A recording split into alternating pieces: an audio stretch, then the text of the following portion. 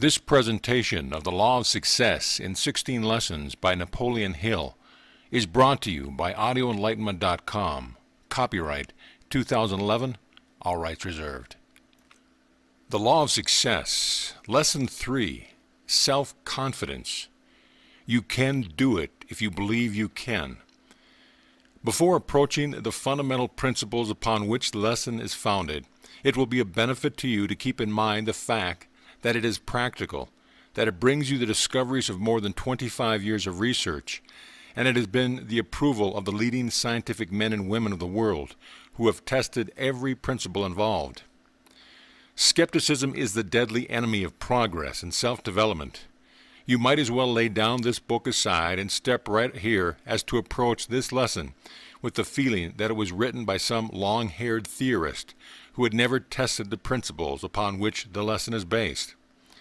Surely this is no age for the skeptic, because it is an age in which we have seen more of nature's laws uncovered and harnessed than had been discovered in all past history of the human race.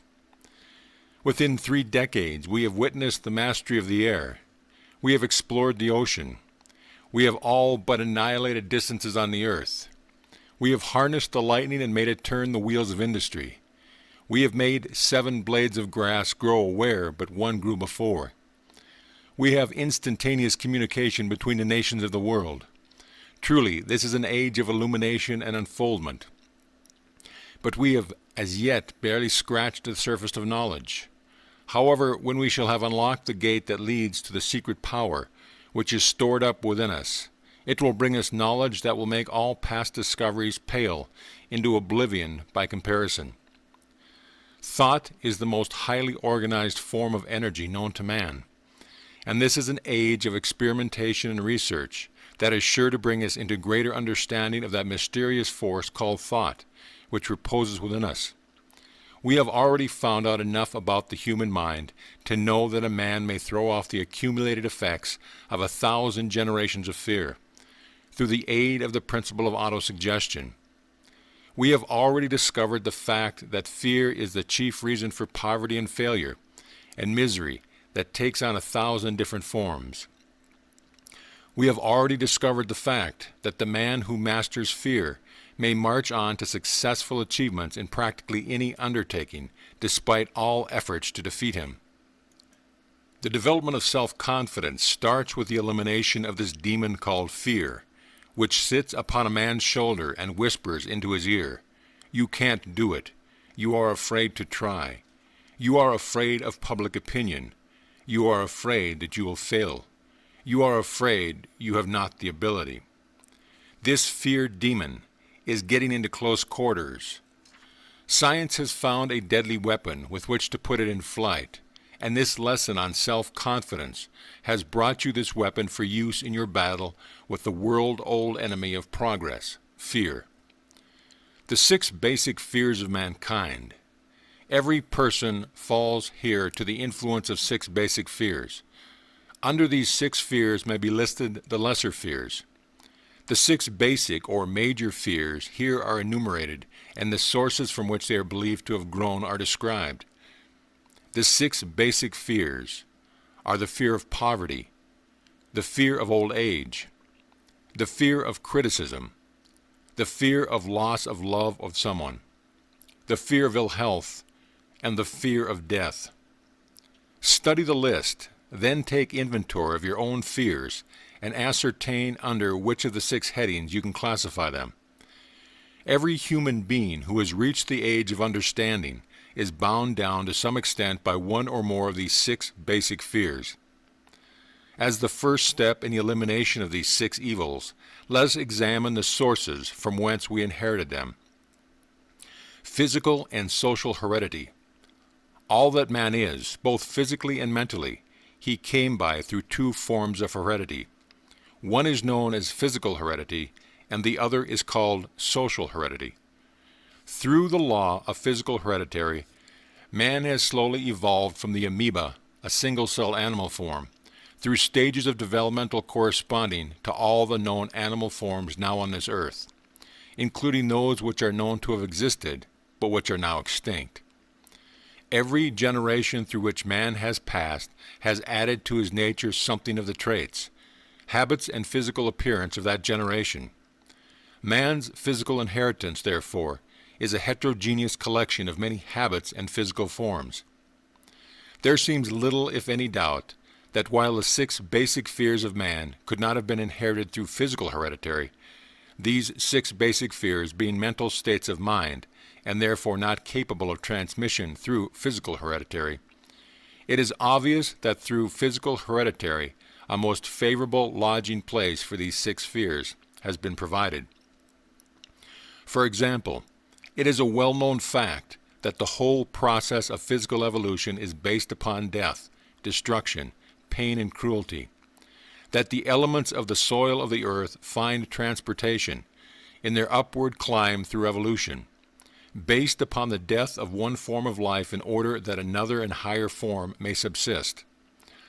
All vegetation lives by eating the elements of the soil and the elements of the air.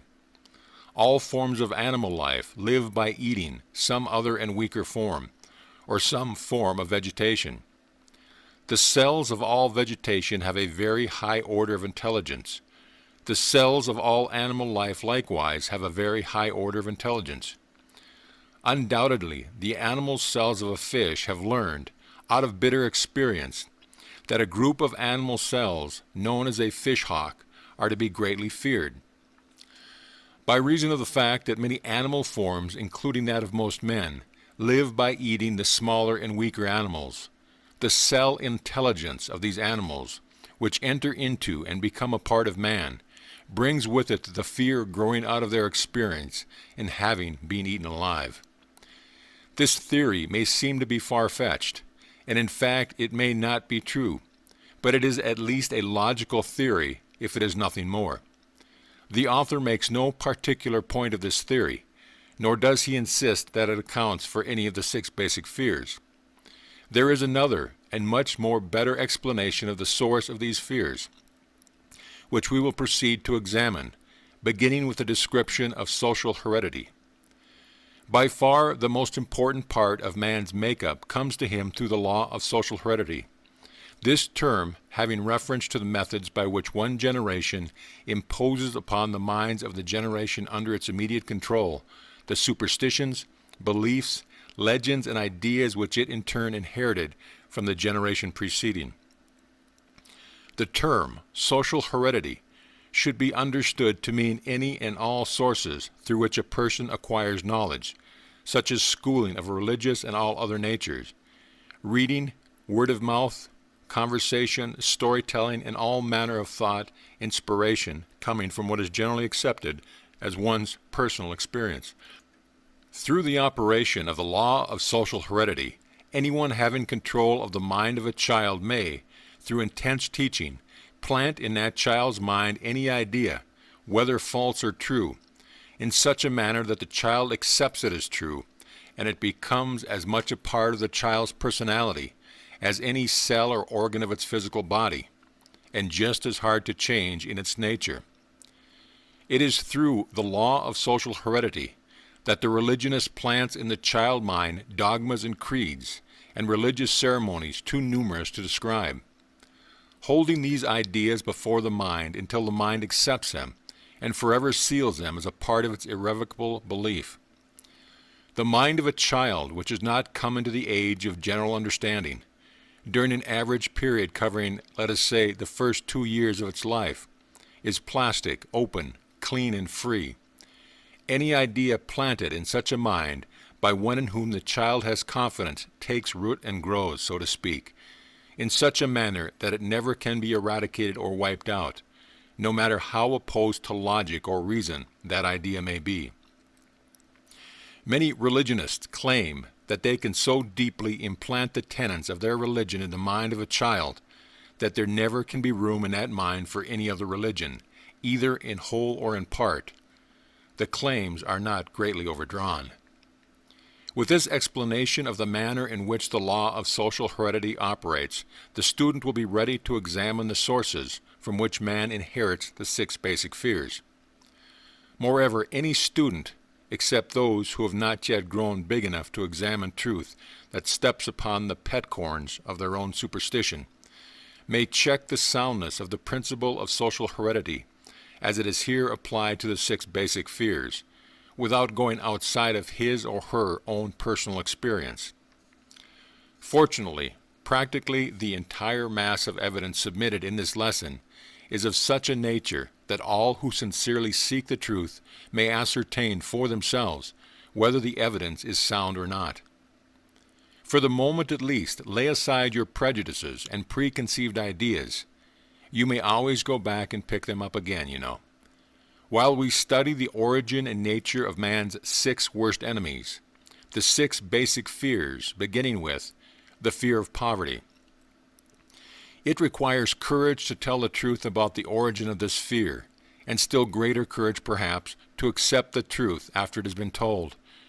The fear of poverty grew out of man's inherent tendency to prey upon his fellow man's economic. Nearly all forms of lower animals have instinct but appear not to have the power to reason and think. Therefore, they prey upon one another physically. Man, with his superior sense of intuition, thought, and reason, does not eat his fellow man bodily. He gets more satisfaction out of eating them financially. Of all the ages of the world in which we know anything, the age in which we live seems to be the age of money worship. A man is considered less than the dust of the earth unless he can display a fat bank account. Nothing brings man so much suffering and humiliation as does poverty. No wonder man fears poverty. Through a long line of inherited experiences with the man-animal, man has learned, for certain, that this animal cannot always be trusted where matters of money and other evidence of earthly possessions are concerned. Many marriages have their beginning, and oftentimes their ending, solely on the basis of the wealth possessed by one or both of the contracting parties. It is no wonder that the divorce courts are busy. Society could quite probably be spelled society because it is so inseparably associated with the dollar mark. So eager is man to possess wealth that he will acquire it whatever manner he can, through legal methods if possible, through other methods if necessary. The fear of poverty is a terrible thing. A man may commit murder, engage in robbery, rape, and all other manner of violation of the rights of others, and still regain a high station in the minds of his fellow men, providing always that he does not lose his wealth. Poverty, therefore, is a crime and unforgivable sin, as it were. No wonder man fears it. Every statute book in the world bears evidence that the fear of poverty is one of the 6 basic fears of mankind. For in every such book of laws may be found various and sundry laws intended to protect the weak from the strong. To spend time trying to prove either that the fear of poverty is one of man's inherited fears, or that this fear has its origin in man's nature to cheat his fellow man, would be similar to trying to prove that 3 times 2 are 6. Obviously, no man would ever fear poverty if he had any grounds for trusting his fellow man. For there is food and shelter and raiment and luxury of every nature sufficient for the needs of every person on earth. And all these blessings would be enjoyed by every person except for the swinish habit that man has of trying to push all the other swine out of the trough, even after he has had all and more than he needs. The second of the 6 basic fears with which man is bound is the fear of old age. In the main, this fear grows out of 2 sources. First, the thought that old age may bring with it poverty. Secondly, and by far the most common source of origin, from false and cruel sectarian teaching, which have been so well mixed with fire and brimstone, and with purgatories and other boogies, that human beings have learned to fear old age, because it meant the approach of another, and possibly a much more horrible world than this one, which is known to be bad enough. In the basic fear of old age, man has 2 very sound reasons for his apprehension. The one growing out of distrust of his fellow men, who may seize whatever worldly goods he may possess, and the other arising from the terrible pictures of the world to come, which are deeply planted in his mind, through the law of social heredity, long before he came into possession of that mind. Is it any wonder, then, that man fears the approach of old age? The third of the 6 basic fears is the fear of criticism. Just how man acquired this basic fear would be hard, if not impossible, definitely to determine. But one thing is certain, he has it in well-developed form. Some believe that this fear made its appearance in the mind of man about the time that politics came into existence. Others believe its source can be traced no further than the first meeting of an organization of females, known as a woman's club. Still another school of humorists charges the origin to the contents of the Holy Bible, whose pages abound with some very vitriolic and violent forms of criticism. If the latter claim is correct, and those who believe literally all they find in the Bible are not mistaken, then God is responsible for man's inherent fear of criticism, because God caused the Bible to be written. This author, being neither a humorist nor a prophet, but just an ordinary workaday type of person, is inclined to attribute the basic fear of criticism to that part of man's inherited nature which prompts him not only to take away his fellow man's goods and wares, but to justify his action by criticism of his fellow man's character. The fear of criticism takes on many different forms, the majority of which are petty and trivial in nature, even to the extent of being childish in the extreme. Bald-headed men, for example, are bald for no other reason than their fear of criticism. Heads become bald because of the protection of hats with tight-fitting bands which cut off the circulation at the roots of the hair. Men wear hats not because they actually need them for the sake of comfort, but mainly because everybody's doing it, and the individual falls in line and does it also, lest some other individual criticize him. Women seldom have bald heads, or even thin hair, because they wear hats that are loose, the only purpose of which is to make an appearance.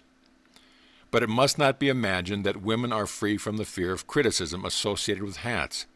If any woman claims to be superior to man with reference to this fear, ask her to walk down the street wearing a hat that is 1 or 2 seasons out of style. The makers of all manner of clothing have not been slow to capitalize this basic fear of criticism, with which all mankind is cursed. Every season, it will be observed, the styles in many articles of wearing apparel change. Who established the styles? Certainly not the purchaser of clothes, but the manufacturer of clothes. Why does he change the style so often? Obviously, this change is made so that the manufacturer can sell more clothes. For the same reason, the manufacturers of automobiles, with a few rare and very sensible exceptions, change styles every season. The manufacturer of clothing knows how the man-animal fears to wear a garment which is 1 season out of step with that which they are all wearing now. Is this not true? Does not your own experience back it up? We have been describing the number in which people behave under the influence of the fear of criticism, as applied to the small and petty things of life. Let us now examine human behavior under this fear when it affects people in connection with the more important matters connected with human intercourse. Take, for example, practically any person who has reached the age of mental maturity. From 35 to 45 years of age is a general average. And if you could read his or her mind, you would find in that mind a very decided disbelief of and a rebellion against most of the fables taught by the majority of the religionists. Powerful and mighty is the fear of criticism. The time was, and not so very long ago, that when the word infidel meant ruin to whomsoever it was applied. It is seen, therefore, that man's fear of criticism is not without ample cause for its existence. The fourth basic fear is that of the fear of loss of love of someone. The source from which this fear originated needs but little description, for it is obvious that it grew out of man's nature to steal his fellow man's mate, or at least to take liberties with her, unknown to her rightful lord and master. By nature, all men are polygamous, the statement of which will, of course, bring denials from those who are either too old to function in a normal way sexually, or have, from some other cause, lost the contents of certain glands which are responsible for man's tendency toward the plurality of the opposite sex. There can be little doubt that jealousy and all other similar forms or more or less mild dementia, insanity, grew out of man's inherited fear of the loss of love of someone. Of all the sane fools studied by this author, that represented by a man who has become jealous of some woman, or that of a woman who has become jealous of some man, is the oddest and strangest. The author, fortunately, never had but one case of personal experience with this form of insanity, but from the experience he learned enough to justify him in stating that the fear of loss of love of someone is one of the most painful, if not in fact the most painful of all of the 6 most basic fears. And it seems reasonable to add that this fear plays more havoc with the human mind than do any of the other 6 basic fears, often leading to the more violent forms of permanent insanity. The 5th basic fear is that of the fear of ill health. This fear has its origin, to considerable extent also, in the same sources from which the fear of poverty and old age are derived. The fear of ill health must needs be closely associated with both poverty and old age, because it also leads toward the borderline of terrible worlds, of which man knows not, but of which he has heard some discomforting stories. The author strongly suspects that those engaged in the business of selling good health methods have had considerable to do with keeping the fear of ill health alive in the human mind. For longer than the record of the human race can be relied upon, the world has known of various and sundry forms of therapy and health purveyors. If a man gains his living from keeping people in good health, it seems but natural that he would use every means at his command for persuading people that they needed his services. Thus in time it might be that people would inherit a fear of ill health. The 6th and last of the 6 basic fears is that of the fear of death. To many this is the worst of all the 6 basic fears, and the reason why it is so regarded becomes obvious to even the casual student of psychology. The terrible pangs of fear associated with death may be charged directly to religious fanaticism, the source which is more responsible for it than are all other sources combined. So-called heathen are not as much afraid of death as are the civilized, especially that portion of the civilized population which has come under the influence of theology.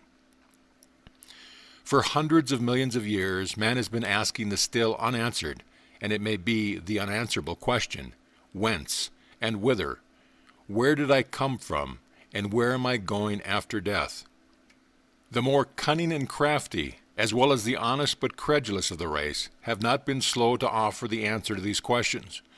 In fact, the answering of these questions has become one of the so-called learned professions, despite the fact that but little learning is required to enter this profession. Witness now the major source of the origin of the fear of death. Come into my tent, embrace my faith, accept my dogmas, and pay my salary, and I will give you a ticket that will admit you straightway into heaven when you die, says the leader of one form of sectarianism. Remain out of my tent, says this same leader, and you will go directly to hell, where you will burn throughout eternity. While in fad the self-appointed leader may not be able to provide self-conduct into heaven, nor lack of such provision allow the unfortunate seeker after truth to descend into hell, the possibility of the latter seems so terrible that if it lays hold of the mind and creates that fear of fears, the fear of death. In truth, no man knows, and no man has ever known, what heaven or hell is like, or if such places exist. And this very lack of definitive knowledge opens the door of the human mind to the charlatan to enter and control that mind with his stock of legend and various brands of trickery, deceit, and fraud. The truth is this, nothing less and nothing more, that no man knows, nor has any man ever known, where we come from at birth or where we go at death. Any person claiming otherwise is either deceiving himself or he is a conscious impostor who makes it a business to live without rendering service of value through play upon the credulity of humanity. Be it said in their behalf, however, the majority of those engaged in selling tickets into heaven actually believe not only that they know where heaven exists, but that their creeds and formulas will give safe passage to all who embrace them. This belief may be summed up in one word: credulity. Religious leaders generally make the broad, sweeping claim that the present civilization owes its existence to the work done by the churches. This author, as far as he is personally concerned, is willing to grant their claims to be correct, if at the same time he be permitted to add that even if this claim be true, the theologians haven't a great deal of which to brag. But it cannot be true that civilization has grown out of the efforts of the organized churches and creeds.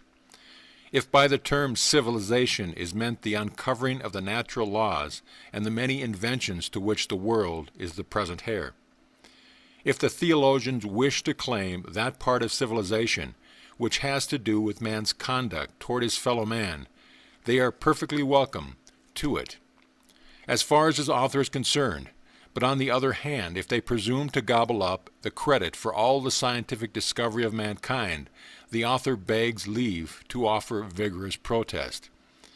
It is hardly sufficient to state that social heredity is the method through which man gathers all knowledge that reaches him through the five senses. It is more to the point to state how social heredity works, in as many different applications as will give the student a comprehensive understanding of that law. Let us begin with some of the lower forms of animal life and examine the manner in which they are affected by the law of social heredity.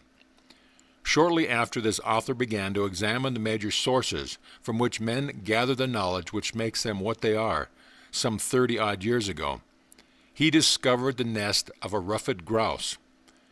The nest was so located that the mother bird could be seen from a considerable distance when she was on the nest.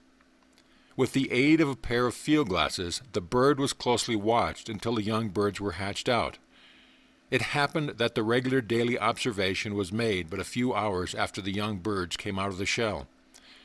Desiring to know what would happen, the author approached the nest. The mother remained near until the intruder was within 12 or 15 feet of her. Then she disarranged her feathers, stretched one wing over her leg, and went hobbling away, making a pretense of being crippled. Being somewhat familiar with the tricks of the mother bird, the author did not follow, but instead went to the nest to take a look at the little ones. Without the slightest signs of fear, they turned their eyes towards him, moving their heads first one way and then another. He reached down and picked one of them up. With no signs of fear, it stood in the palm of his hand. He laid the bird back in the nest and went away to a safe distance to give the mother bird a chance to return. The wait was short. Very soon she began cautiously to edge her way back toward the nest until she was in a few feet, when she spread her wings and ran as fast as she could, uttering, meanwhile, a series of sounds similar to those of a hen when she was found some morsel of food and wishes to call her brood to partake of it. She gathered the little birds around and continued to quiver in a highly excited manner, shaking her wings and ruffling her feathers. One could almost hear her words as she gave the little birds their first lesson in self-defense, through the law of social heredity. You silly little creatures, do you not know that men are your enemies? Shame on you for allowing that man to pick you up in his hands. It's a wonder he didn't carry you off and eat you alive. The next time you see a man approaching, make yourself scarce. Lie down on the ground, run under leaves, go anywhere to get out of sight, and remain out of sight until the enemy is well on his way. The little birds stood around and listened to the lecture with interest intense. After the mother bird had quieted down, the author again started to approach the nest. Within 20 feet or so of the guarded household, the mother bird again started to lead him in the other direction by crumpling up her wing and hobbling along as if she was crippled. He looked at the nest, but the glance was in vain. The little birds were nowhere to be found. They had learned rapidly to avoid their natural enemy, thanks to their natural instinct. Again the author retreated, awaited until the mother bird had reassembled her household, then came out to visit them, but with similar results. When he approached the spot where he last saw the mother bird, not the slightest signs of the little fellows were to be found. When a small boy, the author captured a young crow and made a pet of it. The bird became quite well satisfied with its domestic surroundings and learned to perform many tricks requiring considerable intelligence. After the bird was big enough to fly, it was permitted to go wherever it pleased. Sometimes it would be gone for many hours, but it always returned home after dark. One day some wild crows became involved in a fight with an owl in a field near the house where the pet crow lived. As soon as the pet heard the caw, caw, caw of its wild relatives, it flew up on top of the house and with signs of great agitation walked from one end of the house to the other. Finally it took wing and flew in the direction of the battle. The author followed to see what would happen. In a few minutes he came up with the pet. It was sitting on the lower branches of a tree, and two wild crows were sitting on a limb just above, chattering and walking back and forth, acting very much in the same fashion that angry parents behave toward their offspring when chastising them. As the author approached, the two wild crows flew away, one of them circling around the tree a few times, meanwhile letting out a terrible flow of most abusive language, which no doubt was directed at its foolish relative who hadn't enough sense to fly while the flying was good. The pet was called, but it paid no attention. That evening it returned home, but would not come near the house. It sat on a high limb of an apple tree and talked in crow language for about 10 minutes, saying no doubt that it decided to go back to the wild life of its fellows, then flew away and did not return until 2 days later, when it came back and did some more talking in crow language, keeping at a safe distance. Meanwhile, it then went away and never returned. Social heredity had robbed the author of a fine pet. The only consolation he got from the loss of his crow was the thought that it had shown fine sportsmanship by coming back and giving notice of its intention to depart. Many farm hands had left the farm without going to the trouble of this formality. It is a well-known fact that a fox will prey upon all manner of fowl, and no small animals with the exception of the skunk. No reason need be stated as to why Mr. Skunk enjoys humanity. A fox may tackle a skunk once, but never twice. For this reason, a skunk may hide when nailed to a chicken roost, will keep all but the very young and inexperienced foxes at a safe distance. The odor of a skunk, once experienced, is never to be forgotten. No other smell even remotely resembles it.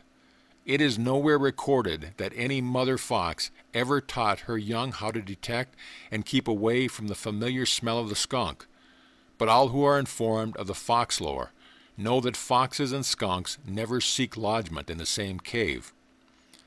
But one lesson is sufficient to teach the fox all that it cares to know about skunks. Through the law of social heredity, operating via the sense of smell, one lesson serves for an entire lifetime. A bullfrog can be caught on a fishhook by attaching a small piece of red cloth or any other small red object to the hook and dangling it in front of the frog's nose. That is, Mr. Frog may be caught in this manner, provided he is hooked the first time he snaps at the bait. But if he is poorly hooked and makes a getaway, or if he feels the point of the hook when he bites at the bait but is not caught, he will never make the same mistake again. The author spent many hours in stealthy attempt to hook a particularly desirable specimen which had snapped and missed, before learning that but one lesson in social heredity is enough to teach even a humble croaker that bits of red flannel are things to be left alone. The author once owned a very fine male Airedale dog, which caused no end of annoyance by his habit of coming home with a young chicken in his mouth. Each time the chicken was taken away from the dog and he was soundly switched, but to no avail, he continued in his liking for fowl.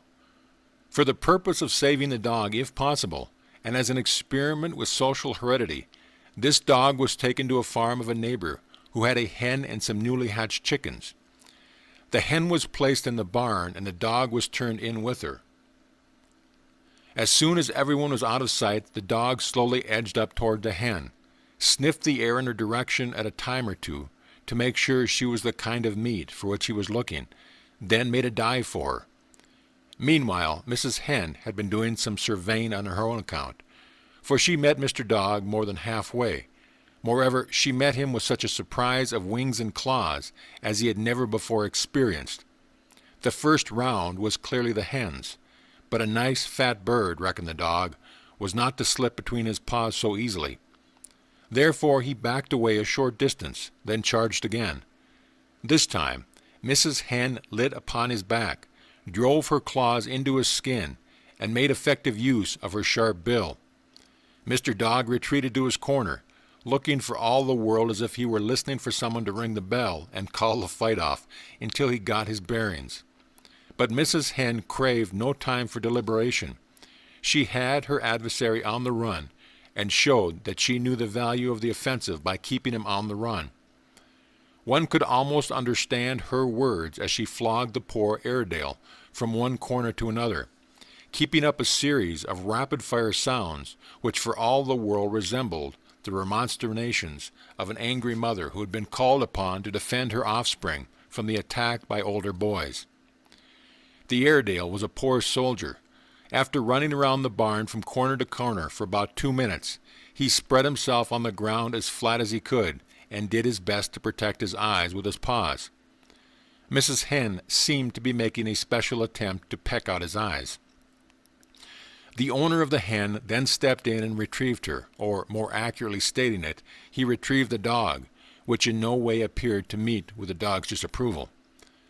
The next day a chicken was placed in the cellar where the dog slept. As soon as he saw the bird, he tucked his tail between his legs and ran for the corner. He never again attempted to catch a chicken. One lesson in social heredity, via the sense of touch, was sufficient to teach him that while chicken chasing may offer some enjoyment, it also fraught with much hazard. All these illustrations, with the exception of the first, describe the process of gathering knowledge through direct experience. Observe the marked difference between knowledge gathered by direct experience and that which is gathered through the training of the young by the old, as in the case of the ruffed grouse and her young. The most impressive lessons are those learned by the young from the old, through highly colored or emotionalized methods of teaching. When the mother grouse spreads her wings, stood her feathers on end, shook herself like a man suffering with the palsy, and chattered to her young in a highly excited manner, she planted the fear of man in their hearts in a manner which they will never soon forget. The term social heredity, as used in connection with this lesson, has particular reference to all methods through which a child is taught any idea, dogma, creed, religion, or system of ethical conduct, by its parents or those who may have authority over it, before reaching the age at which it may reason and reflect upon such teaching in its own way, estimating the age of such reasoning power at, let us say, 7 to 12 years. There are myriads of forms of fear, but none are more deadly than the fear of poverty and old age. We drive our bodies as if they were slaves because we are so afraid of poverty that we wish to hoard money for what? Old age.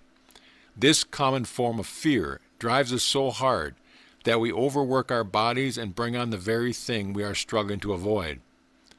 What a tragedy to watch a man drive himself when he begins to arrive along about the 40-year milepost of life at the age at which he is just beginning to mature mentally. At 40, a man is just entering the age in which he is able to see and understand and assimilate the handwriting of nature, as it appears in the forests and flowing brooks and faces of men and little children. Yet this devil fear drives him so hard that he becomes blinded and lost in the entanglement of a maze of conflicting desires.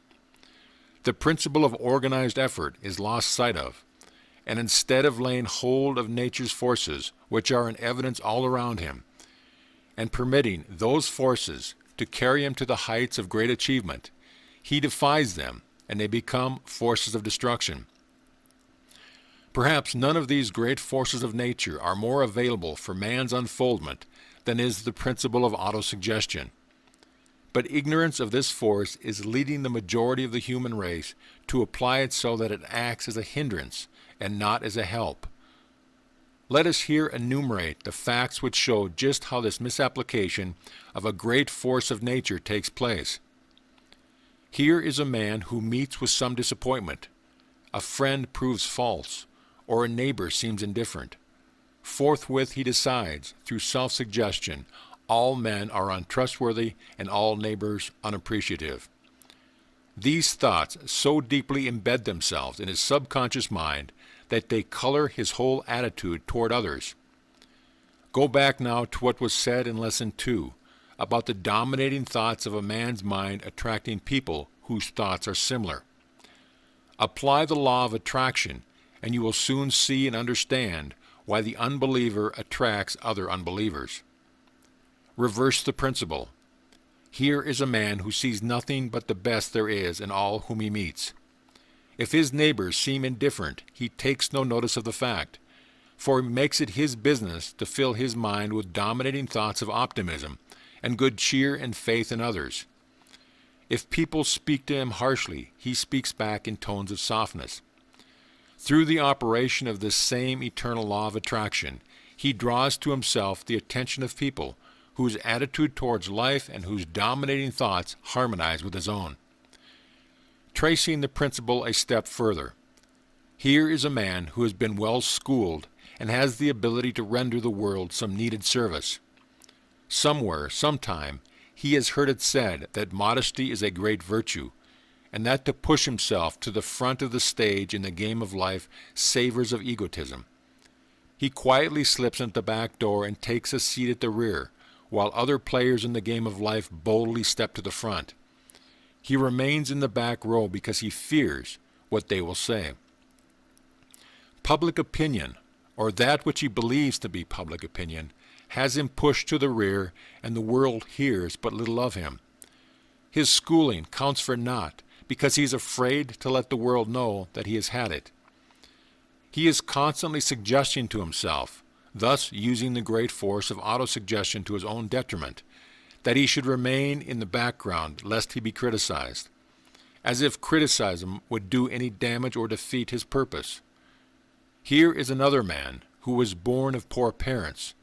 Since the first day that he can remember, he has seen evidence of poverty. He has heard talk of poverty. He has felt the icy hand of poverty on his shoulders, and it has so impressed him that he fixes it in his mind as a curse to which he must submit. Quite unconsciously, he permits himself to fall victim of the belief, once poor, always poor, until that belief becomes the dominating thought of his mind. He resembles a horse that has been harnessed and broken until it forgets that it has the potential power with which to throw off that harness. Autosuggestion is rapidly relegating him to the back of the stage of life. Finally, he becomes a quitter. Ambition is gone. Opportunity comes his way no longer, or if it does, he has not the vision to see it. He has accepted his fate. It is a well-established fact that the faculties of the mind, like the limbs of the body, atrophy and wither away if not used. Self-confidence is no exception. It develops when used but disappears if not used. One of the chief disadvantages of inherited wealth is the fact that it too often leads to inaction and loss of self-confidence. Some years ago, a baby was born to Mrs. E.B. McLean in the city of Washington. His inheritance was said to be around $100 million. When this baby was taken for an airing in his carriage, it was surrounded by nurses and assistant nurses, and detectives and other servants whose duty was to see that no harm befell it. As the years passed by, this same vigilance was kept up. This child did not have to dress himself. He had servants who did that. Servants watched over him while he slept and while he was at play. He was not permitted to do anything that a servant could do for him. He had grown to the age of 10 years. One day he was playing in the yard and noticed that the back gate had been left open. In all of his life, he had never been outside of that gate alone, and naturally that was just the thing that he wished to do. During a moment when the servants were not looking, he dashed out of the gate and was run down and killed by an automobile before he reached the middle of the street. He had used his servants' eyes until his own no longer served him, as they might have done had he learned to rely upon them. 20 years ago, the man whom I served as a secretary sent his 2 sons away to school. One of them went to the University of Virginia, and the other to a college in New York. Each month, it was a part of my task to make out a check for $100 for each of these boys. This was their pin money to be spent as they wished. How profitably I remembered the way I envied these boys as I made out those checks each month. I often wondered why the hand of fate bore me into the world in poverty. I could look ahead and see how these boys would rise to the high stations in life, while I remained a humble clerk. In due time, the boys returned home with their sheepskins. Their father was a wealthy man who owned banks and railroads and coal mines and other property of great value. Good positions were waiting for the boys in their father's employ. But 20 years of time can play cruel tricks on those who have never had to struggle. Perhaps a better way to state this truth would be that time gives those who have never had to struggle a chance to play cruel tricks on themselves. At any rate, these two boys brought home from school other things besides their sheepskins. They came back with well-developed capacity for strong drink. Capacities which they developed because the $100 which each of them received each month made it unnecessary for them to struggle. Theirs is a long and sad story, the details of which will not interest you, but you will be interested in their finny. As this lesson is being written, I have on my desk a copy of the newspaper published in the town where these boys lived. Their father has been bankrupt, and his costly mansion where the boys were born has been placed on the block for sale. One of the boys died of delirium tremors, and the other one is in an insane asylum. Not all rich men's sons turn out so unfortunately, but the fact remains nevertheless that inaction leads to atrophy, and this, in turn, leads to loss of ambition and self-confidence. And without these essential qualities, a man will be carried through life on the wings of uncertainty, just as a dry leaf may be carried here and there on the bosom of the stray winds. Far from being a disadvantage, struggle is a decided advantage, because it develops those qualities which would forever lie dormant without it. Many a man has found his place in the world because of having been forced to struggle for existence early in life. Lack of knowledge of the advantages accruing from struggle has prompted many a parent to say, "I had to work hard when I was young, but I shall see to it that my children have an easy time." Poor foolish creatures! An easy time usually turns out to be a greater handicap than the average young man or woman can survive. There are worse things in this world than being forced to work in early life. Forced idleness is far worse than forced labor. Being forced to work and forced to do your best will breed in you temperance and self-control and strength of will and content and 100 other virtues which the idle will never know. Not only does lack of the necessity for struggle lead to weakness of ambition and willpower, but what is more dangerous still, it sets up in a person's mind a state of lethargy that leads to the loss of self-confidence. The person who has quit struggling because effort is no longer necessary is literally applying the principle of autosuggestion in undermining his own power of self-confidence. Such a person will finally drift into a frame of mind in which he will actually look with more or less contempt upon the person who is forced to carry on. The human mind, if you will pardon repetition, may be likened to an electric battery. It may be positive or it may be negative. Self-confidence is the quality with which the mind is recharged and made positive.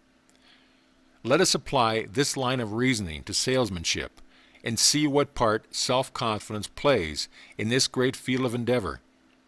One of the greatest salesmen this country has ever seen was once a clerk in the newspaper office.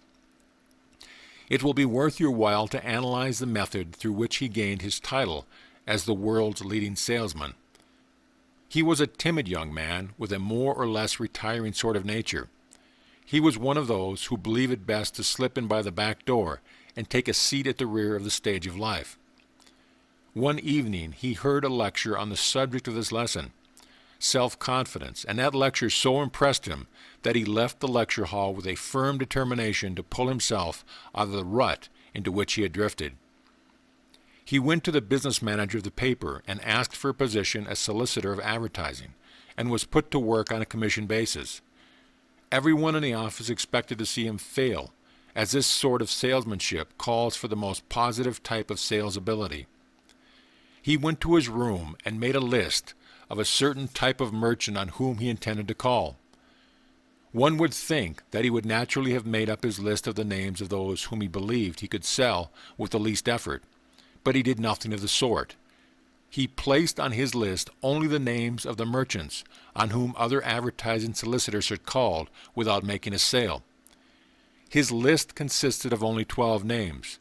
Before he made a single call, he went out to the city park, took out his list of 12 names, read it over 100 times, saying to himself as he did so, "You will purchase advertising space from me before the end of the month." Then he began to make his calls. The first day he closed sales with 3 of the 12 impossibilities. During the remainder of the week he made sales to 2 others. By the end of the month he had opened advertising accounts with all but one of the merchants that he had on the list. For the ensuing month he made no sales, for the reason that he made no calls except on this one obstinate merchant. Every morning when the store opened he was on hand to interview this merchant, and every morning the merchant said no. The merchant knew he was not going to buy advertising space, but this young man didn't know it. When the merchant said no, the young man did not hear it, but kept right on coming. On the last day of the month, after having told this persistent young man no for 30 consecutive times, the merchant said, "Look here, young man, you have wasted a whole month trying to sell me. Now, what I would like to know is, why have you wasted your time?" "Wasted my time? Nothing," he retorted. "I have been going to school, and you have been my teacher. Now I know all the arguments that a merchant can bring up for not buying, and besides that I have been drilling myself in self-confidence." Then the merchant said, "I will make a little confession of my own. I, too, have been going to school, and you have been my teacher. You have taught me a lesson in persistence that is worth money to me, and to show you my appreciation I am going to pay my tuition fee by giving you an order for advertising space." And that was the way in which the Philadelphia North America's Best Advertising account was brought in. Likewise, it marked the beginning of a reputation that has made the same young man a millionaire.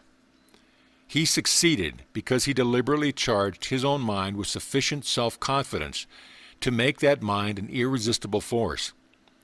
When he sat down to make up the list of 12 names, he did something that 99 people out of 100 would not have done. He selected the names of those whom he believed it would be hard to sell, because he understood that out of the resistance he would meet with in trying to sell them would come strength and self-confidence. He was one of the very few people who understood that all rivers and some men are crooked because of following the line of least resistance. I am going to digress and here break a line of thought for a moment, while recording a word of advice to the wives of men. Remember, these lines are intended only for the wives, and husbands are not expected to read that which is here set down. From having analyzed more than 16,000 people, the majority of whom were married men, I have learned something that may be of value to wives. Let me state my thoughts in these words. You have it within your power to send your husband away to his work or his business, or his profession each day with a feeling of self-confidence that will carry him successfully over the rough spots of the day and bring him home again at night, smiling and happy. One of my acquaintances of former years married a woman who had a set of false teeth. One day his wife dropped her teeth and broke the plate. The husband picked up the pieces and began examining them.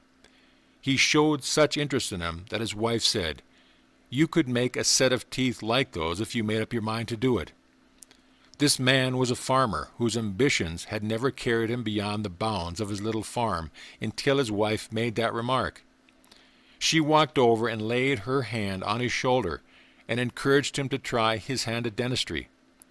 She finally coaxed him to make the start, and today he is one of the most prominent and successful dentists in the state of Virginia. I know him well, for he is my father.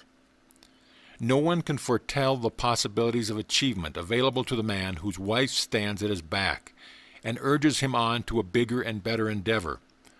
For it is a well-known fact that a woman can arouse a man so that he will perform almost superhuman feats. It is your right and your duty to encourage your husband and urge him on in worthy undertakings, until he should have found his place in the world. You can induce him to put forth greater effort than can any other person in the world. Make him believe that nothing within reason is beyond his power of achievement, and you will have rendered him a service that will go a long way toward helping him win in the battle of life. One of the most successful men in this line of America gives entire credit for success to his wife. When they were first married, she wrote a creed which he signed and placed over his desk. This is the copy of the creed. I believe in myself. I believe in those who work with me. I believe in my employer. I believe in my friends. I believe in my family. I believe that God will lend me everything I need with which to succeed if I do my best to earn it through faithful and honest service. I believe in prayer, and I will never close my eyes in sleep without praying for divine guidance to the end, that I will be patient with other people and tolerant with those who do not believe as I do. I believe that success is the result of intelligent effort and does not depend upon luck or sharp practices or double-crossing friends, fellow men, or my employer. I believe I will get out of life exactly what I put into it. Therefore, I will be careful to conduct myself towards others as I would want them to act towards me. I will not slander those whom I do not like. I will not slight my work no matter what I may see others doing. I will render the best service of myself, which I am capable, because I have pledged myself to succeed in life, and I know that success is always the result of conscientiousness and efficient effort.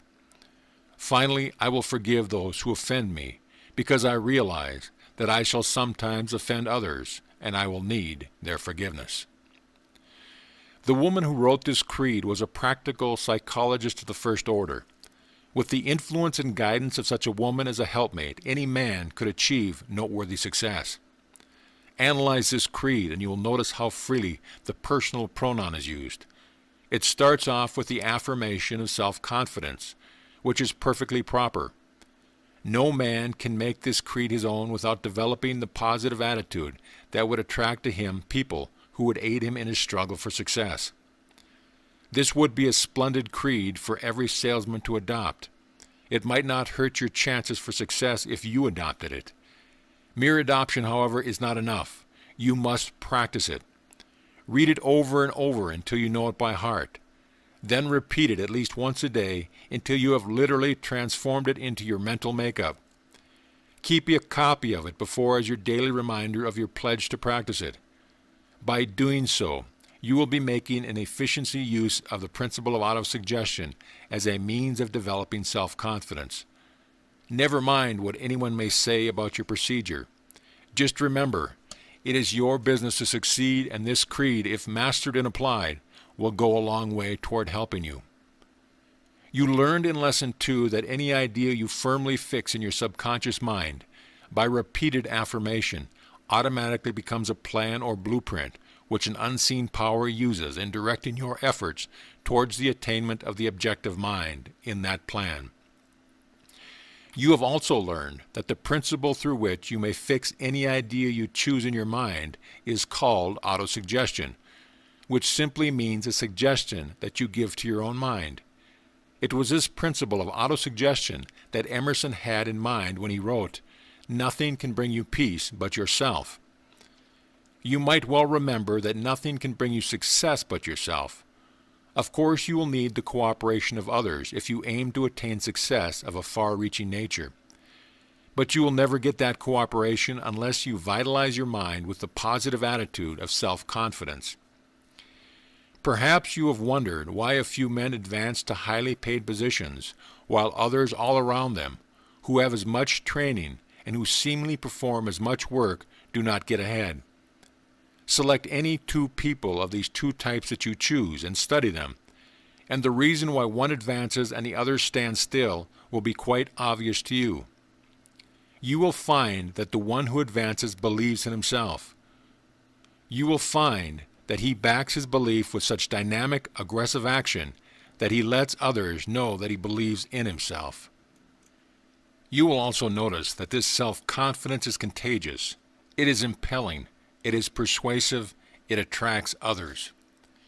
You will also find that the one who does not advance shows clearly, by the look on his face, by the posture of his body, by the lack of briskness in his step, by the certainty on which he speaks, that he lacks self-confidence.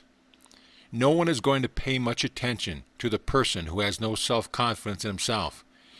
He does not attract others because his mind is a negative force that repels rather than attracts. In no other field of endeavor does self-confidence, or the lack of it, play such an important part as in the field of salesmanship. And you do not need to be a character analyst to determine, the moment you meet him, whether a salesman possesses this quality of self-confidence. If he has it, the signs of its influence are written all over him. He inspires you with confidence in him and in the goods he is selling the moment he speaks. We come now to the point at which you are ready to take hold of the principle of autosuggestion and make direct use of it in developing yourself into a positive and dynamic and self-reliant person. You are instructed to copy the following formula, sign it and commit it to memory. Self-confidence formula.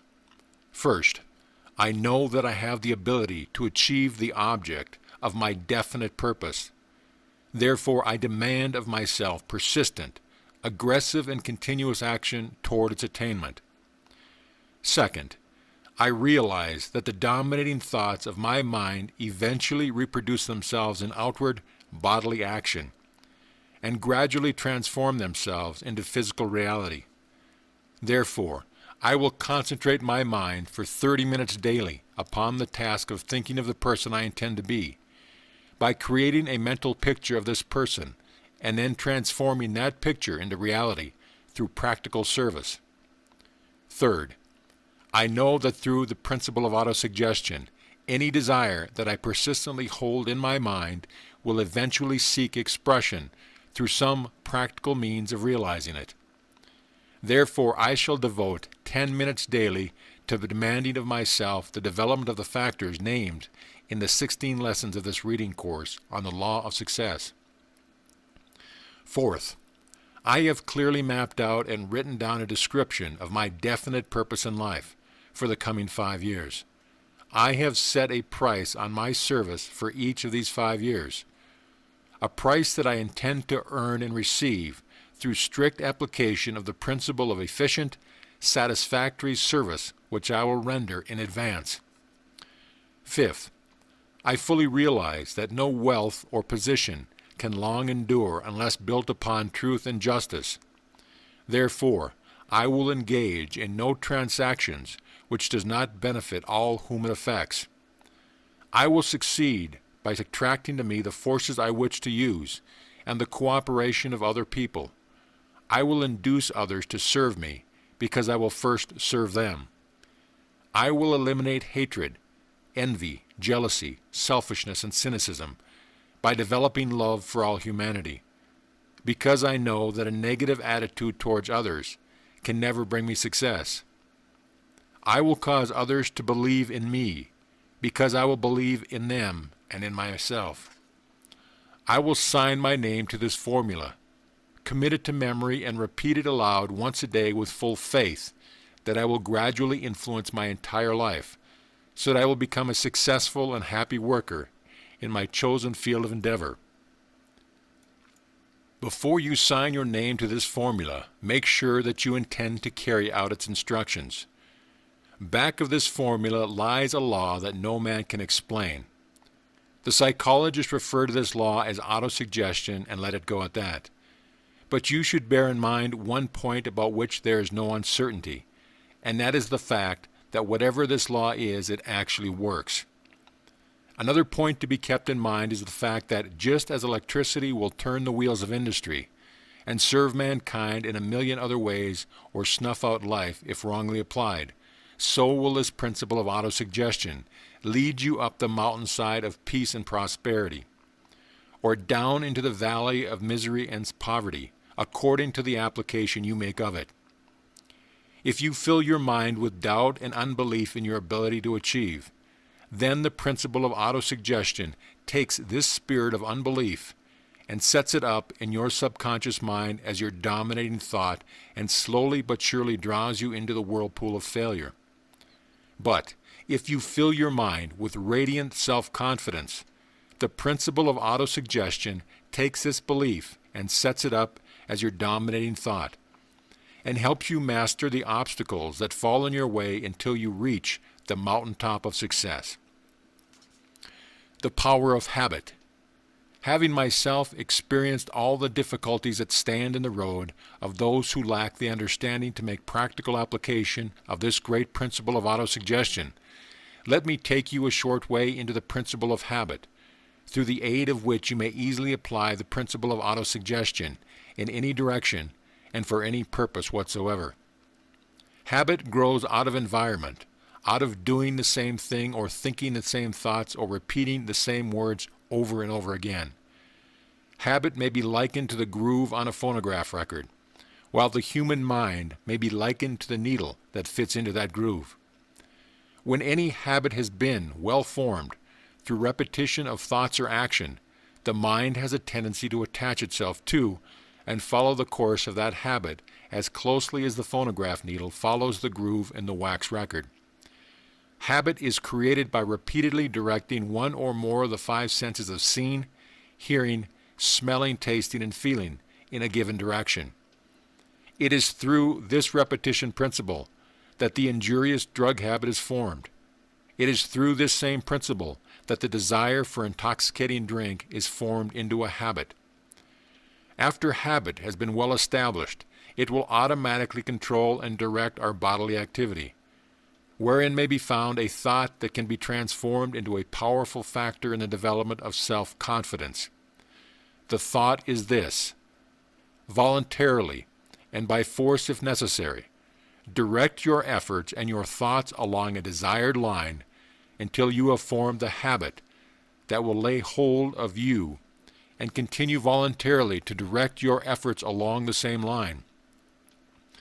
The object in writing out and repeating the self-confidence formula is to form the habit of making belief in yourself, the dominating thought of your mind, until that thought has been thoroughly embedded in your subconscious mind, through the principle of habit.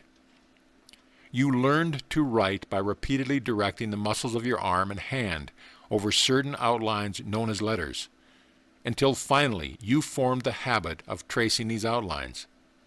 Now you write with ease and rapidity, without tracing each letter slowly. Writing has become a habit with you.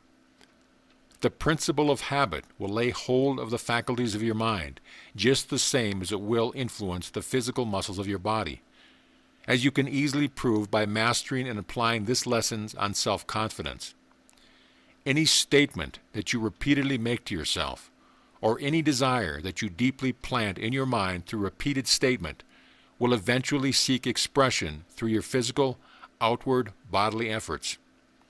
The principle of habit is the very foundation upon which this lesson on self-confidence is built. And if you will understand and follow the directions laid down in this lesson, you will soon know more about the law of habit from first-hand experience than could be taught you by 1,000 such lessons as this. You have but little conception of the possibilities which lie sleeping within you, awaiting but the awakening hand of vision to arouse you. And you will never have a better conception of those possibilities unless you develop sufficient self-confidence to lift you above the commonplace influences of your present environment. The human mind is a marvelous, mysterious piece of machinery, a fact of which I was reminded a few months ago when I picked up Emerson's essays and reread his essay on spiritual laws. A strange thing happened. I saw in that essay, which I had read scores of times previously, much that I had never noticed before. I saw more in this essay than I had seen during previous readings, because the unfoldment of my mind since the last reading had prepared me to interpret more. The human mind is constantly unfolding, like the petals of a flower, until it reaches the maximum of development. What this maximum is, where it ends or whether it ends at all or not, are unanswerable questions. but the degree of unfoldment seems to vary according to the nature of the individual and the degree to which he keeps his mind at work. A mind that is forced or coaxed into analytical thought every day seems to keep on unfolding and developing greater powers of interpretation. Down in Louisville, Kentucky, lives Mr. Lee Cook, a man who has practically no legs and has to wheel himself around on a cart. In spite of the fact that Mr. Cook has been without legs since birth, he is the owner of a great industry and a millionaire through his own efforts. He has proved that a man can get along very well without legs if he has a well-developed self-confidence. In the city of New York, one may see a strong, able-bodied, and able-headed young man without legs rolling himself down Fifth Avenue every afternoon, with a cap in hand, begging for a living. His head is perhaps as sound and as able to think as the average. This young man could duplicate anything that Mr. Cook of Louisville has done, if he thought of himself as Mr. Cook thinks of himself. Henry Ford owns more millions of dollars than he will ever need or use. Not so many years ago, he was working as a laborer in a machine shop, with but little schooling and without capital. Scores of other men, some of them with better organized brain than his, worked near him. Ford threw off the poverty consciousness, developed confidence in himself, thought of success and attained it. Those who worked around him could have done as well had they thought as he did. Milo C. Jones of Wisconsin was stricken down with paralysis a few years ago. So bad was the stroke that he could not turn himself in bed or move a muscle of his body. His physical body was useless, but there was nothing wrong with his brain. So it began to function in earnest, probably for the first time in its existence. Lying flat on his back in bed, Mr. Jones made that brain create a definite purpose. That purpose was prosaic and humble enough in nature, but it was definite, and it was a purpose, something that he had never known before. His definite purpose was to make pork sausage. Calling his family around him, he told of his plans and began directing them and carrying the plans into action. With nothing to aid him except a sound mind and plenty of self-confidence, Milo C. Jones spread the name and reputation of Little Pig Sausage all over the United States and accumulated a fortune besides. All this was accomplished after paralysis had made it impossible for him to work with his hands. Where thought prevails, power may be found. Henry Ford has made millions of dollars and is still making millions of dollars each year because he believed in Henry Ford and transformed that belief into a definite purpose and backed that purpose with a definite plan. The other machinist who worked along with Ford during the early days of his career visioned nothing but a weekly pay envelope, and that was all they ever got. They demanded nothing out of the ordinary of themselves. If you want to get more, be sure to demand more of yourself. Notice that this demand is to be made on yourself. There comes to mind a well-known poem whose author expressed a great psychological truth. If you think you are beaten, you are. If you think you dare not, you don't. If you like to win, but you think you can't, it is almost certain you won't. If you think you'll lose, you've lost. For out of the world will find, success begins with a fellow's will. It's all in the state of mind. If you think you are outclassed, you are. You've got to think high to rise. You've got to be sure of yourself before you can ever win a prize. Life's battles don't always go to the stronger or faster man, but sooner or late the man who wins is the man who thinks he can.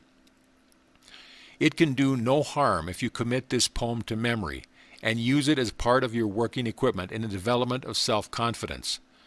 Somewhere in your makeup there is a subtle something which, if it were aroused by the proper outside influence, would carry you to heights of achievement such as you have never before anticipated. Just as a master player can take hold of a violin and cause that instrument to pour forth the most beautiful and entrancing strains of music, so is there some outside influence that can lay hold of your mind and cause you to go forth into the field of your chosen endeavor and play a glorious symphony of success. No man knows what hidden forces lie dormant within you. You yourself do not know your capacity for achievement, and you never will know until you come in contact with that particular stimulus which arouses you to greater action and extends your vision, develops your self-confidence, and moves you with a deeper desire to achieve.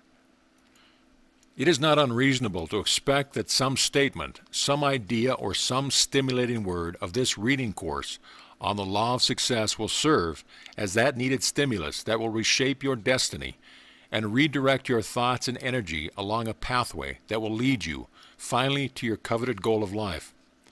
It is strange but true that the most important turning points of life often come at the most unexpected time and in the most unexpected ways.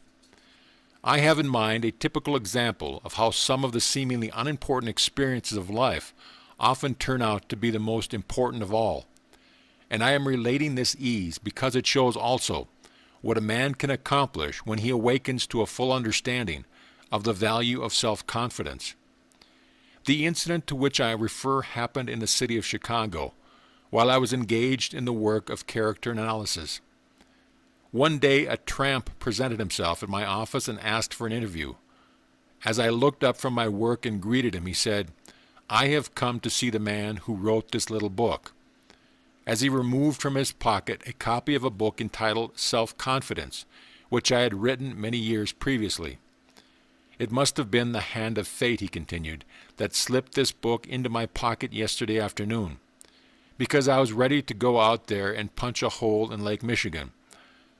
I had about come to the conclusion that everything and everybody, including God, had it in for me until I read this book. And it gave me a new viewpoint and brought me the courage and the hope that sustained me through the night. I made up my mind that if I could see the man who wrote this book, he could help me get on my feet again. Now I am here, and I would like to know what you can do for a man like me." While he was speaking, I had been studying him from head to toe, and I am frank to admit that down deep in my heart I did not believe there was anything I could do for him. But I did not wish to tell him so. The glassy-eyed stare in his eyes, the lines of discouragement in his face, the posture of his body, the 10 days' growth of beard on his face, the nervous manner about this man all conveyed to me the impression that he was hopeless. But I did not have the heart to tell him so. Therefore I asked him to sit down and tell me his whole story. I asked him to be perfectly frank and tell me, as nearly as possible, just what had brought him down to the ragged edge of life. I promised that after I had heard his entire story, I would then tell him whether or not I could be of any service to him. He related his story in lengthy detail, the sum and substance of which was this. He had invested his entire fortune in a small manufacturing business. When the World War began in 1914, it was impossible for him to get the raw materials necessary in the operation of his factory, and he therefore failed. The loss of his money broke his heart, and so disturbed his mind that he left his wife and children, and became a tramp. He had actually brooded over his loss until he had reached the point at which he was contemplating suicide. After he had finished his story, I said to him, "I have listened to you with a great deal of interest, and I wish that there was something which I could do to help you, but there is absolutely nothing." He became as pale as he will be said when he's laid away in a coffin, and settled back in his chair and dropped his chin on his chest, as much as to say, "That settles it."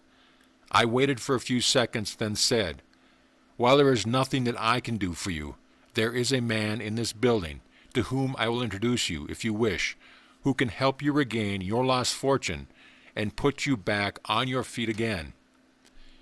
These words had barely fallen from my lips when he jumped up, grabbed me by the hands, and said, "For God's sake, lead me to this man." It was encouraging to note that he had asked this for God's sake. This indicated that there was still a spark of hope within his breast. So I took him by the arm and led him out into the laboratory where my psychological tests and character analysis were conducted. and stood with him in front of what looked to be a curtain over a door. I pulled the curtain aside and uncovered a tall looking-glass in which he saw himself from head to foot. Pointing my finger at the glass, I said, "There stands the man to whom I promised to introduce you. There is the only man in this world who can put you back on your feet again. And unless you sit down and become acquainted with that man, as you never became acquainted with him before, you might just as well go on over and punch a hole in Lake Michigan, because you will be of no value to yourself or to the world until you know this man better." He stepped over to the glass, rubbed his hands over his bearded face, studied himself from head to foot for a few moments, then stepped back, dropped his head and began to weep. I knew that the lesson had been driven home. So I led him back to the elevator and sent him away. I never expected to see him again, and I doubted that the lesson would be sufficient to help him regain his place in the world, because he seemed to be too far gone for redemption. He seemed to be not only down, but almost out. A few days later, I met this man on the street. His transformation had been so complete that I hardly recognized him. He was walking briskly with his head tilted back. That old, shifting, nervous posture of his body was gone. He was dressed in new clothes from head to foot. He looked prosperous, and he felt prosperous.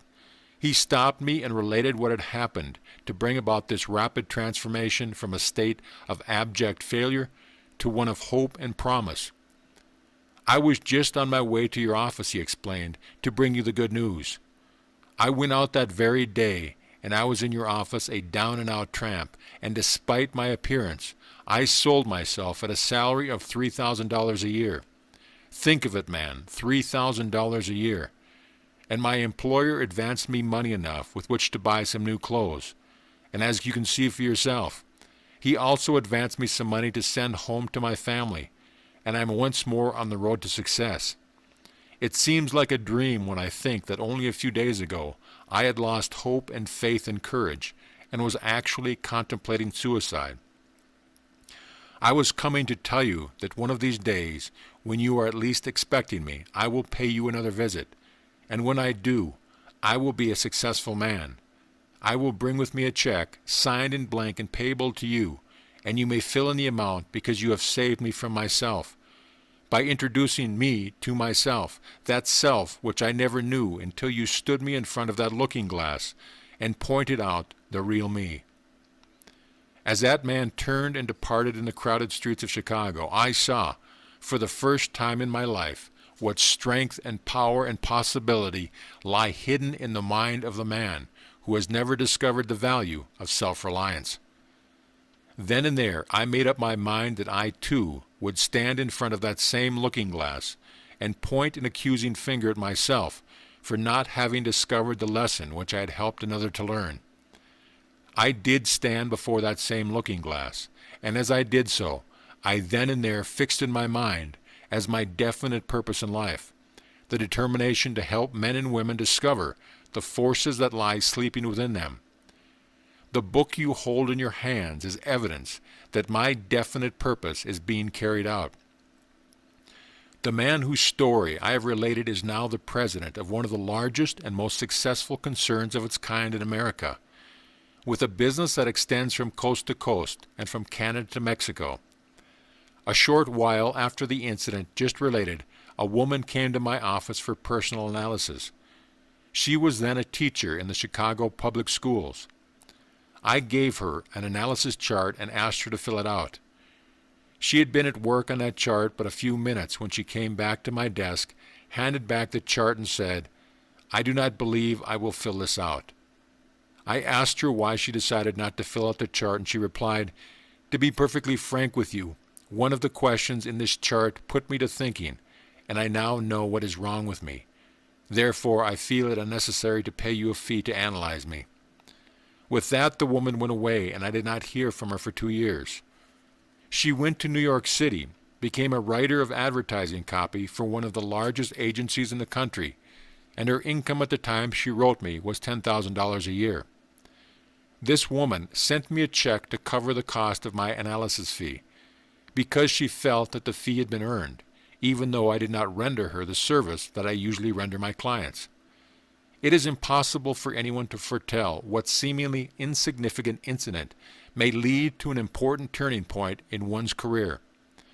But there is no denying the fact that these turning points may be more readily recognized by those who have well-rounded out confidence in themselves. One of the irreparable losses to the human race lies in the lack of knowledge that there is a definite method through which self-confidence can be developed in any person or average intelligence. What an immeasurable loss to civilization that young men and women are not taught this known method of developing self-confidence before they complete their schooling. For no one who lacks faith in himself is really educated in the proper sense of the term. Oh, what glory and satisfaction would be the happy heritage of the man or woman who could pull aside the curtain of fear that hangs over the human race and shuts out the sunlight of understanding that self-confidence brings, wherever it is in evidence. Where fear controls, noteworthy achievement becomes an impossibility, a fact which brings to mind the definition of fear, as stated by a great philosopher. Fear is the dungeon of the mind into which it runs and hides and seeks seclusion. Fear brings on superstition, and superstition is the dagger with which hypocrisy assassinates the soul. In front of the typewriter, on which I am now writing the manuscripts of this reading course, hangs a sign with the following wording in big letters. Day by day, in every way, I am becoming more successful. A skeptic who read that sign asked if I really believed that stuff, and I replied, of course not. All it ever did for me was to help me to get out of the coal mines, where I started as a laborer, and find a place in the world in which I am serving upwards of 100,000 people, in whose mind I am planting the same positive thought that this sign brings out. Therefore, why should I believe in it? As this man started to leave, he said, well, perhaps there is something to this sort of philosophy after all, for I have always been afraid that I would be a failure, and so far my fears have been thoroughly realized. You are condemning yourself to poverty, misery, and failure, or you are driving yourself on towards the heights of great achievement solely by the thoughts you think. If you demand success of yourself, and back up this demand with intelligent action, you are sure to win. Bear in mind, though, that there is a difference between demanding success and just merely wishing for it. You should find out what this difference is and take advantage of it. Do you remember what the Bible says? Look it up somewhere in the book of Matthew about those who have faith as a grain of a mustard seed. Go at the task of developing self-confidence with at least that much faith, if not more. Never mind what they will say, because you might as well know that they will be of little aid to you in your climb up the mountainside of life towards the object of your definite purpose. You have within you all the power you need with which to get whatever you want or need in this world. And about the best way to avail yourself of this power is to believe in yourself. Know thyself, man. Know thyself. This has been the advice of the philosophers all down the ages. When you really know yourself, you will know that there is nothing foolish about hanging a sign in front of you that reads like this: Day by day, in every way, I am becoming more successful. With due apologies to the Frenchman who made this motto popular, I am not afraid to place this sort of suggestion in front of my desk. And what is more to the point, I am not afraid to believe that it will influence me so that I will become a more positive and aggressive human being. More than 25 years ago, I learned my first lesson in self-confidence building. One night I was sitting before an open fireplace, listening to a conversation between some older men on the subject of capital and labor. Without invitation, I joined in the conversation and said something about employers and employees settling their differences on the golden rule basis. My remarks attracted the attention of one of the men, who turned to me with a look of surprise on his face and said, "Why, you are a bright boy, and if you would go out and get a schooling, you would make your mark in the world." Those remarks fell on fertile ears, even though that was the first time anyone had ever told me that I was bright. or that I might accomplish anything worthwhile in life. The remark put me into thinking, and the more I allowed my mind to dwell upon the thought, the more certain I became that the remark had back of it a possibility. It might be truthfully stated that whatever service I am rendering the world and whatever good I accomplished should be credited to that offhand remark. Suggestions such as this are often powerful, and nonetheless so when they are deliberate and self-expressed. Go back now to the self-confidence formula and master it, for it will lead you into the powerhouse of your own mind, where you will tap a force that can be made to carry you to the very top of the ladder of success. Others will believe in you only when you believe in yourself. They will tune in on your thoughts and feel toward you just as you feel toward yourself. The law of mental telepathy takes care of this. You are continuously broadcasting what you think of yourself. And if you have no faith in yourself, others will pick up the vibration of your thought and mistake them for your own. Once understood the law of mental telepathy, and you will know why self-confidence is the second of the 15 laws of success.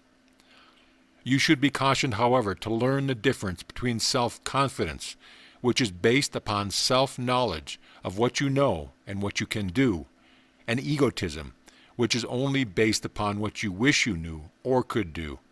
Learn the difference between these two terms, or you will make yourself boresome, ridiculous, and annoying to people of culture and understanding.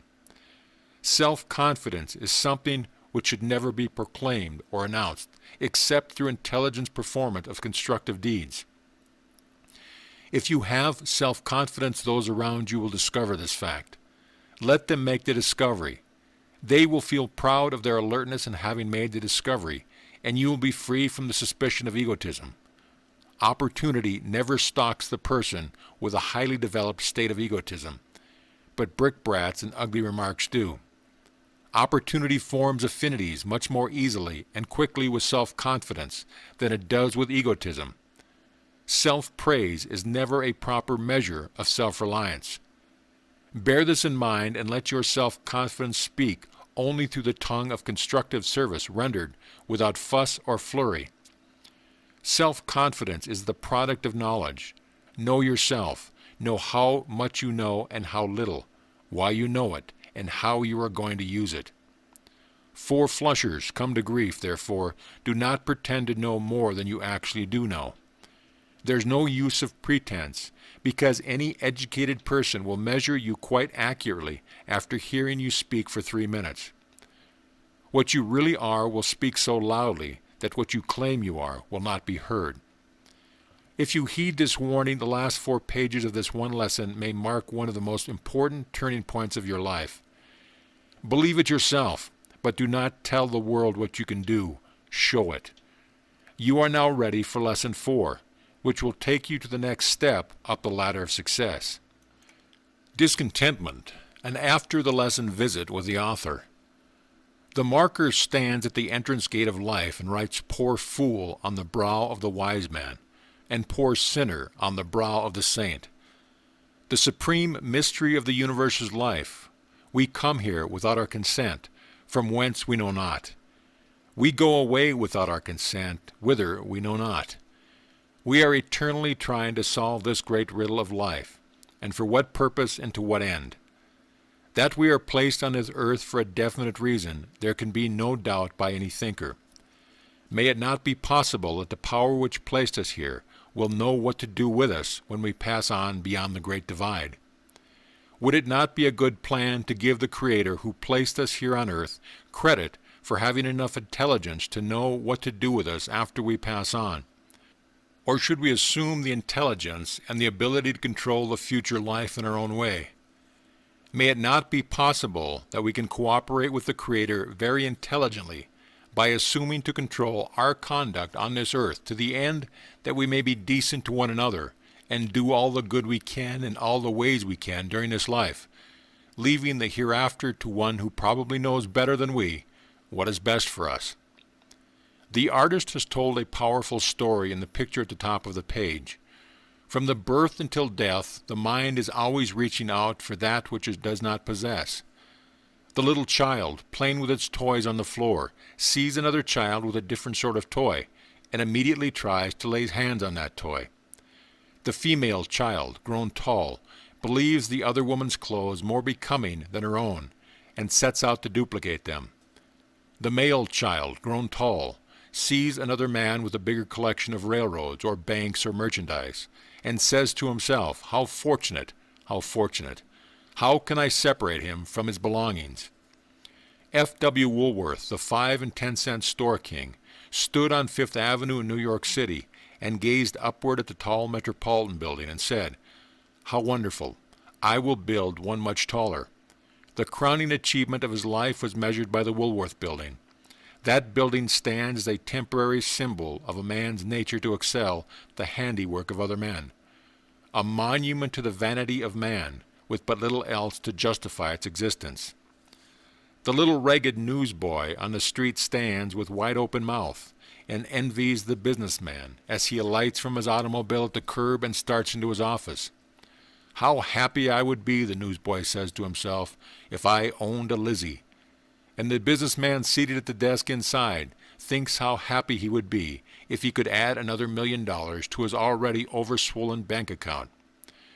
"The grass is always sweeter on the other side of the fence," says the jackass, as he stretches his neck in the attempt to get to it. Turn a crowd of boys into an apple orchard, and they will pass by the nice mellow apples on the ground. The red juicy ones hanging dangerously high in the top of the tree look much more tempting, and up the tree they will go. The married man takes a sheepish glance at the daintily dressed ladies on the street, and thinks how fortunate he would be if his wife were as pretty as they. Perhaps she is much prettier, but he misses that beauty because the grass is always greener on the other side of the fence.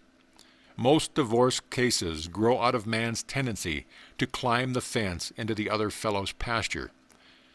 Happiness is always just around the bend, always in sight but just out of reach. Life is never complete, no matter what we have or how much of it we possess. One thing calls for something else to go with it. Milady buys a pretty hat. She must have a gown to match it. That calls for new shoes and hose and gloves, and other accessories that run into a big bill far beyond her husband's means. Man longs for a home, just a plain little house setting off in the edge of the woods. He builds it, but it is not complete. He must have shrubbery and flowers and landscaping to go with it. Still, it is not complete. He must have a beautiful fence around it, with a graveled driveway. That calls for a motor car and a garage in which to house it. All these little touches have been added, but to no avail. The place is now too small. He must have a house with more rooms. The Ford coupe must be replaced by a Cadillac sedan, so there will be room for company in the cross-country tours. On and on the story goes ad infinitum. The young man receives a salary sufficient to keep him and his family fairly comfortable. Then comes a promotion and an advance in salary of $1,000 a year. Does he lay the extra $1,000 away in the savings account and continue living as before? He does nothing of the sort. Immediately he must trade the old car in for a new one. A porch must be added to the house. The wife needs a new wardrobe. The table must be set with better food and more of it. Pity his poor, groaning stomach. At the end of the year, is he better off with the increase? He is nothing of the sort. The more he gets, the more he wants, and the rule applies to the man with millions the same as to the man with but a few thousand. The young man selects the girl of his choice, believing he cannot live without her. After he gets her, he is not sure that he can live with her. If a man remains a bachelor, he wonders why he is so stupid as to deprive himself of the joys of married life. If he marries, he wonders how she happened to catch him off guard long enough to harpoon him. And the god of destiny cries out, "O fool, O fool! You are damned if you do, and you are damned if you don't." At every crossroad of life, the imps of discontentment stand in the shadows of the background, with a grin of mockery on their face, crying out, "Take the road of your own choice. We will get you in the end." At last, man becomes disillusioned and begins to learn that happiness and contentment are not of this world, Then begins the search for the password that will open the door to him in some world of which he knows not. Surely there must be happiness on the other side of the great divide. In desperation, his tired, care-worn heart turns to religion for hope and encouragement. But his troubles are not over. They are just beginning. "Come into our tent and accept our creed," says one sect, "and you may go straight to heaven after death." Poor man hesitates, looks and listens. Then he hears the call of another brand of religion whose leader says, "Stay out of the other camp, or you'll go straight to hell. They only sprinkle water on your head, but we push you all the way under, thereby ensuring your safe passage into the land of promise." In the midst of sectarian claims and counterclaims, poor man becomes undecided, not knowing whether to turn this way or that. He wonders which religion offers the safest passageway until hope vanishes. Myself, when young, did eagerly frequent doctor and saint, and heard great argument about it and about, but evermore came out by the same door wherein I went. Always seeking, but never finding, thus might be described man's struggle for happiness and contentment. He tries one religion after another, finally joining the big church, which the world has named the damned. His mind becomes an eternal question mark, searching hither and yon for an answer to the question, whence and whither? The worldly hope men set their hearts upon turns ashes o'er its prospers and anon, like snow upon the desert's dusty face, lightening a little hour or two is gone. Life is an everlasting question mark. That which we want most is always in the embryonic distance of the future. Our power to acquire is always a decade or so behind our power to desire. And if we catch up with the thing we want, we no longer want it. Fortunate is the young woman who learns this great truth and keeps her lover always guessing, always on the defensive, lest he may lose her. Our favorite author is a hero and a genius until we meet him in person and learn the sad truth that, after all, he is only a man. How often must we learn this lesson? Men cease to interest us when we find their limitation. The only sin is limitation. As soon as you once come up with a man's limitation, it is all over with him. Emerson. How beautiful the mountain yonder in the distance! But the moment we draw near it, we find it to be nothing but a wretched collection of rocks, dirt, and trees. Out of this truth grew the oft-repeated adage, familiarity breeds contempt. Beauty and happiness and contentment are states of mind. They can never be enjoyed except through vision of the afar. The most beautiful painting of Rembrandt becomes a mere smudge of dabbed paint if we come too near it. Destroy the hope of unfinished dreams in man's heart and he is finished. The moment a man ceases to cherish the vision of future achievement, he is through. Nature has built man so that his greatest and only lasting happiness is that which he feels in the pursuit of some yet unattained object. Anticipation is sweeter than realization. That which is at hand does not satisfy. The only enduring satisfaction is that which comes to the person who keeps alive in his heart the hope of future achievement. When that hope dies, write finis across the human heart. Life's greatest inconsistency is the fact that most of that which we believe is not true. Russell Conwell wrote the most popular lecture ever delivered in the English language. He called it Acres of Diamonds. The central idea of the lecture was a statement that one need not seek opportunity in the distance, that opportunity may be found in the vicinity of one's birth. Perhaps, but how many believe it? Opportunity may be found wherever one really looks for it, and nowhere else. To most men, the picking looks better on the other side of the fence. How futile to urge one to try one's luck in the little home town when it is man's nature to look for opportunity in some other locality. Do not worry because the grass looks sweeter on the other side of the fence. Nature intended it so. Thus does she allure us and groom us for the lifelong task of growth through struggle. End of Lesson 3.